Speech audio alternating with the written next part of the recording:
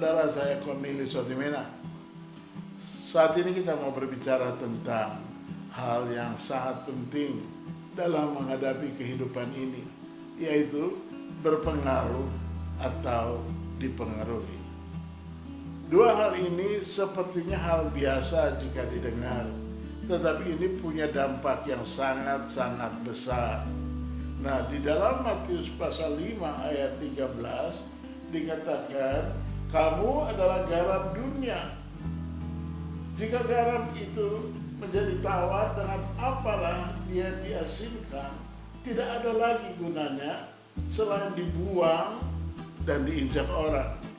Ini berbicara tentang garam. Garam itu kalau dilihat sepertinya tidak ada artinya, tetapi fungsinya yang sangat dibutuhkan.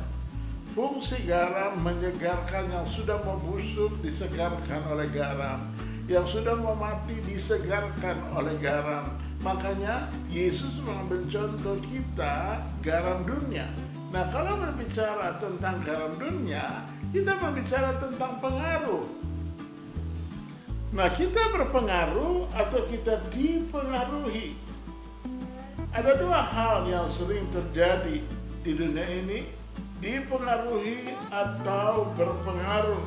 Salah satu penyakit yang menular yang tertua di dunia disebut penyakit itu flu atau influenza.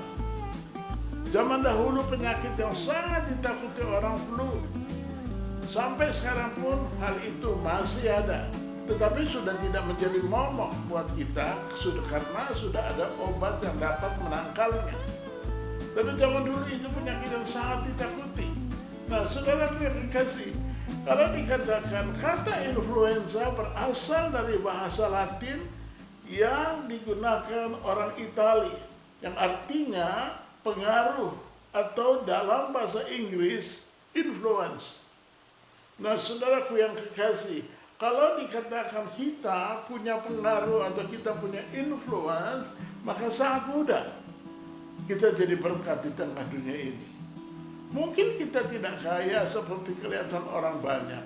Mungkin kita tidak orang hebat karena seperti orang hebat. Tetapi kita punya pengaruh. Ya, pengaruh kita inilah yang mendukung kita sehingga kita dimanapun kita berada, kita jadi berkat. Nah, kalau disebut pengaruh, dengan kata lain, bila pengaruh ini sudah ditetapkan bagi seseorang, maka orang itu di mana saja dia berada, dia bisa menjadi berkat. Nah, saudaraku, dengan kata lain, bila seseorang dikatakan zaman dahulu kena flu atau influenza, maka dia dianggap orang yang kena pengaruh. Bahkan zaman dahulu itu biasanya dikatakan dia dikena penyakit yang mengerikan, menakutkan. Tapi sekarang sudah tidak. Tetapi yang menjadi pokok pembicaraan kita adalah kita berpengaruh enggak di tengah dunia yang mengkhawatirkan ini. Ini yang menjadi pembicaraan kita. Sebab dunia sangat-sangat takut sama orang benar. Itu intinya yang perlu kita pelajari.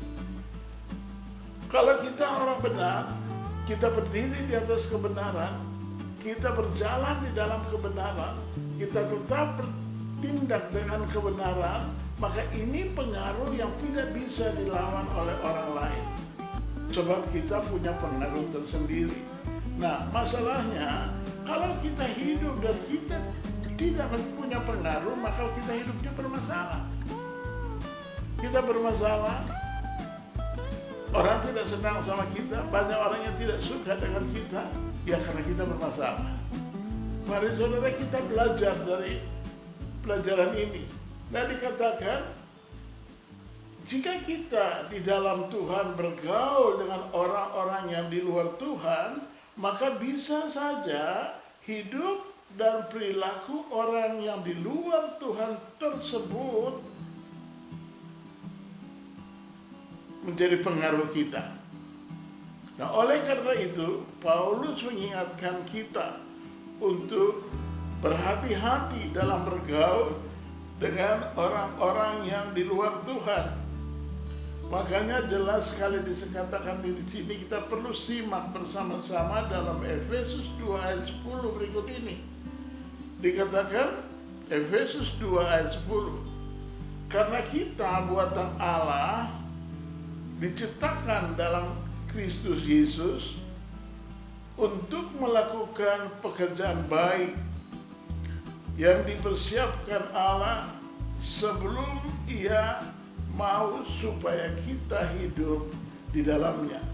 Nah, saudaraku yang kekasih, pesan saya, coba kita perhatikan. Hati-hati Anda dalam menghadapi kehidupan ini. Buktikan bahwa saudara berpengaruh. Mungkin saudara bertanya, bagaimana saya supaya saya bisa berpengaruh? Saudara, bisa berpengaruh, kita harus bergaul dengan orang yang berpengaruh, yang punya pengaruh besar. Yang punya pengaruh besar di dunia ini adalah pencipta dunia ini.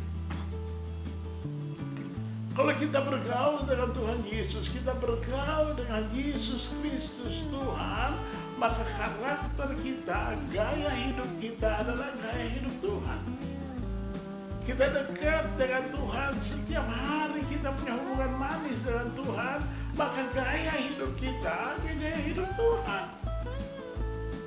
Sekeliling kita akan melihat bahwa orang ini punya pengaruh tersendiri.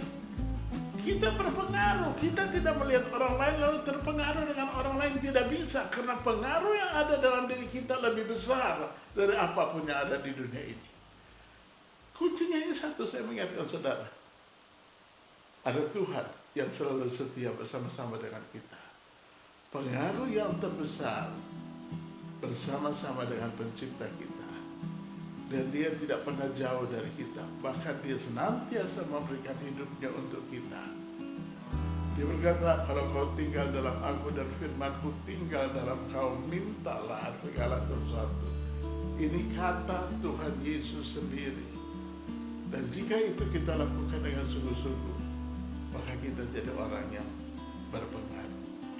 Lakukan itu dengan sungguh-sungguh.